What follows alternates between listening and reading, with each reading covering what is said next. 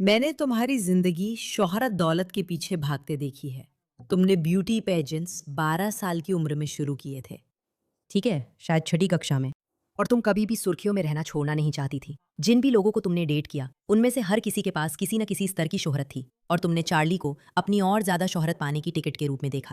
लोग पूछते हैं क्या एरिका को कैंडिस पर मुकदमा करना चाहिए। हाँ, अगर ये अमेरिकी इतिहास में सबसे बुरी सार्वजनिक मानहानि नहीं है तो बदनामी नाम की कोई चीज नहीं। मानहानि कानून का मतलब ही खत्म हो जाता है। अगर तुम कैंडस ओवेंस की लोकप्रियता खत्म करना चाहती हो तो तुम्हें नया सोचना होगा, क्योंकि तुम ऑनलाइन उसे बर्बाद नहीं कर सकती जो नैतिकता नहीं मानती और दर्शकों को बांधे रखना जानती है। वो बहुत करिश्माई और सक्षम है, लेकिन उतना ही खतरनाक भी साबित हुआ है। ऐसे में समाधान क्या हो सकते हैं? देखो, जेरमी बोरिंग ने इस बारे में बहुत गहरी और दिलचस्प समझ दी है और मुझे लगता है कि हम सभी को इसे देखना चाहिए, क्योंकि जेरमी, जो लोग नहीं जानते, वो कैंडिस के बहुत लंबे समय तक नियोक्ता रहे हैं। कैंडिस आज जो है उसे बनाने में जेरमी की बड़ी भूमिका रही है। अब उनके पास योजना है कि खेल का मैदान बदले ताकि कैंडिस ना जीते। देखते हैं वो क्या कहते हैं। स्वागत है द पुशबैक में।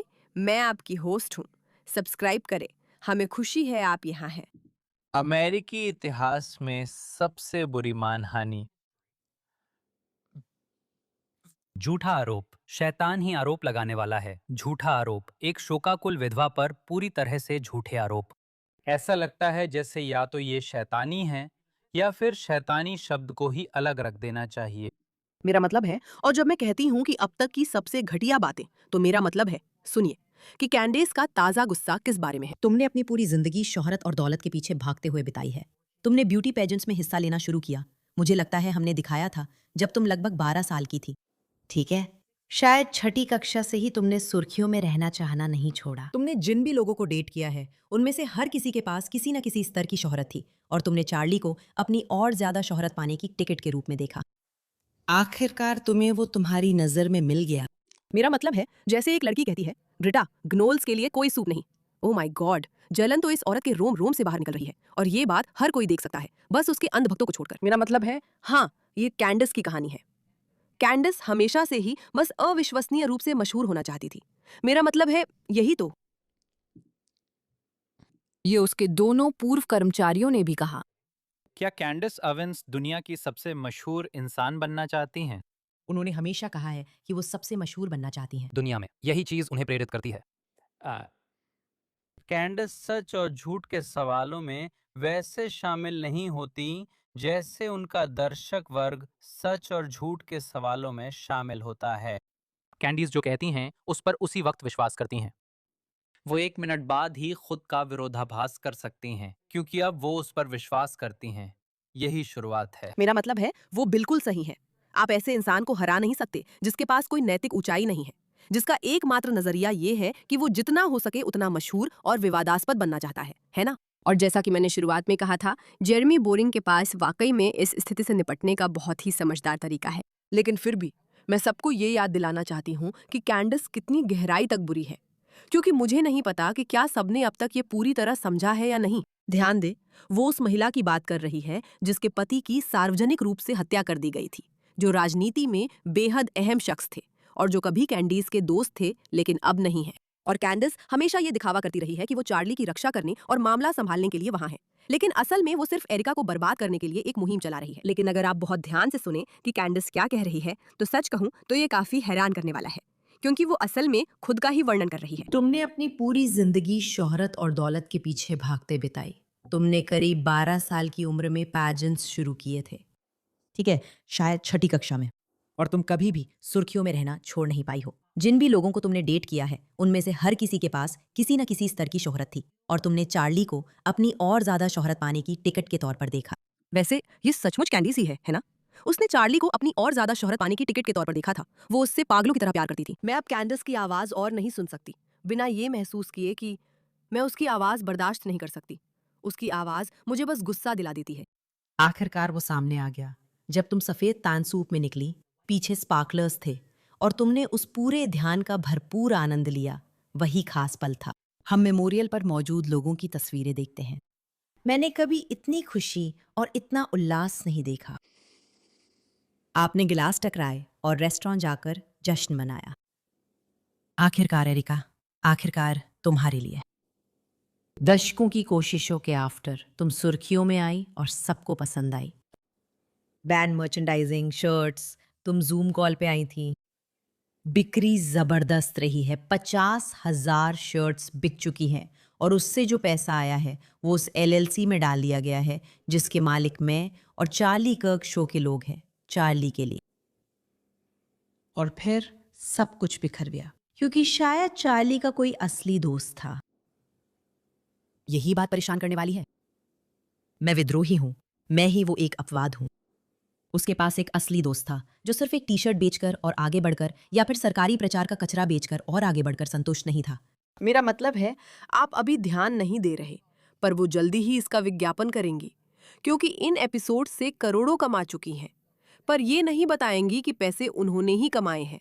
नहीं नहीं, यहाँ समस्या ये है कि एरिका ने शायद इस बात से कुछ पैसे कमा लिए होंगे कि उसने टी शर्ट्स बेची थी। और जो भी कोई इतना बेवकूफ है कि इस तर्क में फंस जाए, याद रखिए, टर्निंग पॉइंट यूएस से कौन सी टी शर्ट्स बेच रही है?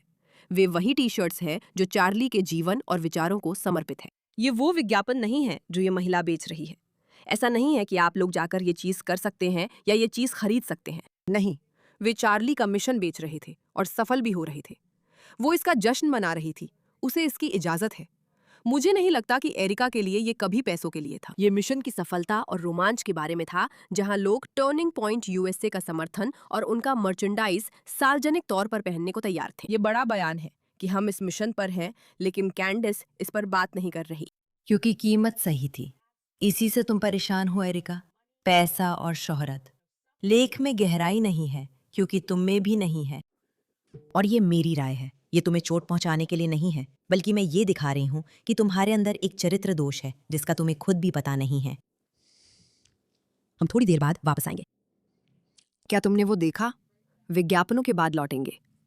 घिनौनी बात है, वो बेहद घटिया इंसान है। वो मुझे सच में गुस्सा दिलाती है। लेकिन चलिए देखते हैं कि जेरेमी बोरिंग क्या कहना चाहते हैं, क्योंकि वो यहाँ कैंडेस की इस समस्या का हल बताने आए हैं। इसका हल निकालना जरूरी है। अमेरिकी इतिहास में चलो चलते हैं।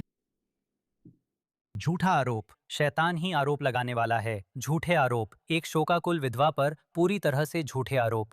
लगता है ये या तो शैतानी है या फिर शैतानी शब्द को ही अलग रख देना चाहिए।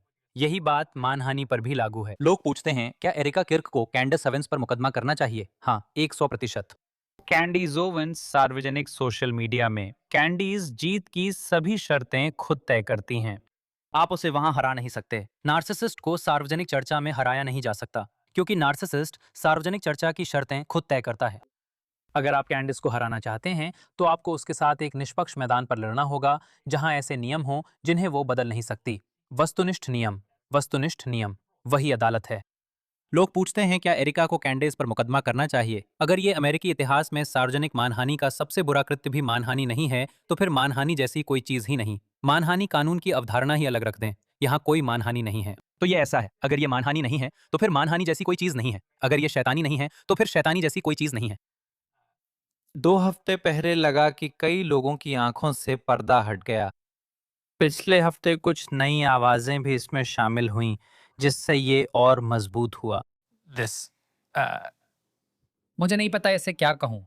शून्यवादी साजिशी बकवास। मेरा मतलब है, ये सच है। ऐसा महसूस हो रहा था कि चीजें बदल रही हैं। और सच कहूं तो मैं खुद से सोचती हूँ कि हम अब भी उसके बारे में क्यों बात करते हैं, हम अभी उसके बारे में वीडियो क्यों बनाते हैं। मुझे लगता है लोगों के लिए ये समझना जरूरी है कि भले ही हम देख पाए हैं कि वह पागल है और उसकी सोच अजीब है, लेकिन अभी भी बहुत से लोग उसकी बातों में आ रहे हैं। वे अब भी उन झूठों में फंसे हैं। ये जरूरी है क्योंकि एरिका की जिंदगी इसी से बर्बाद हो रही है। और क्योंकि जैसे जैसे हम आगे बढ़ रहे हैं और हम में से ज्यादा लोग ऑनलाइन लोगों से खबरें और जानकारी ले रहे हैं, हमारी ये पूरी जिम्मेदारी है कि हम ये सुनिश्चित करें कि वहाँ जो आवाजें हैं वे सिर्फ अराजकता, बुराई और नैतिक स्पष्टता की कमी फैलाने के लिए नहीं है, बल्कि अच्छाई के लिए भी है। और ये जिम्मेदारी बहुत बड़ी है। हमारी ये जिम्मेदारी है कि हम लोगों को ये सिखाएं कि वे सही और गलत, सच और झूठ और हेर फेर और खरी असलियत के बीच फर्क कैसे कर सकते हैं। और जब तक हम उस मुकाम तक नहीं पहुंच जाते जहां लोग इसे बहुत बहुत स्पष्ट रूप से देख सकें, तब तक हमें इसके बारे में बात करते रहना होगा। ऐसा नहीं है कि हमें कैंडस को उससे ज्यादा ध्यान देने में कोई दिलचस्पी है जितनी वो हकदार है, बल्कि इसलिए क्योंकि अब ये कैंडस जैसा एक चलन बन गई है। ये प्रवृत्ति कि किसी के पास ऑनलाइन इतना करिश्मा हो कि वो जैसे चाहे झूठ बोल सके और लोगों को अपने हिसाब से हेर फेर कर सके और बिना किसी जवाबदेही के बच निकले, इसे अब बदलकर ऐसी घटना बनाना होगा जहां इन लोगों को हाँ जवाबदेह ठहराया जाए। इसी वजह से उनके खिलाफ मानहानि का मुकदमा करना जरूरी है। ये उन गिने चुने तरीकों में से एक है जिससे आप उन्हें हरा सकते हैं। हम में से कई मानते हैं कि कैंडिस ने एरिका को इसलिए निशाना बनाया ताकि ब्रिजिट मैक्रो फ्रांस के राष्ट्रपति की पत्नी के साथ हुई अपनी हरकत से ध्यान हटा सके। वो ऐसा इसलिए कर रही हैं क्योंकि वो कई तरह से मुकदमों से डरती हैं और क्योंकि वो दुनिया की सबसे मशहूर इंसान बनना चाहती हैं, और ये बहुत बहुत खतरनाक संयोजन है। इस मामले पर ध्यान देने के लिए धन्यवाद।